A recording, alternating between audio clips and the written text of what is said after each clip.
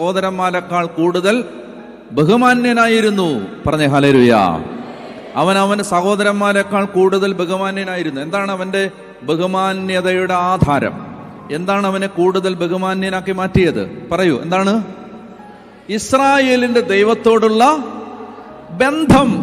അവൻ ഇസ്രായേലിന്റെ ദൈവത്തോട് പ്രാർത്ഥിച്ചു. അതായത് സാഹചര്യങ്ങൾ എന്തും ആവട്ടെ, കൺമുമ്പിൽ കാണുന്ന സാഹചര്യം എന്തും ആവട്ടെ, ഒരു പ്രതീക്ഷയുമില്ലാത്ത സാഹചര്യം ആവട്ടെ, ഒരു പ്രതീക്ഷയില്ല, കരിന്തിരി കത്തുന്ന വിളക്ക്, തൊട്ടടുത്ത ചെറിയ കാറ്റിൽ പോലും അണഞ്ഞു പോകാവുന്ന വിളക്ക്, അതാണ് ചിലരുടെ ജീവിതം.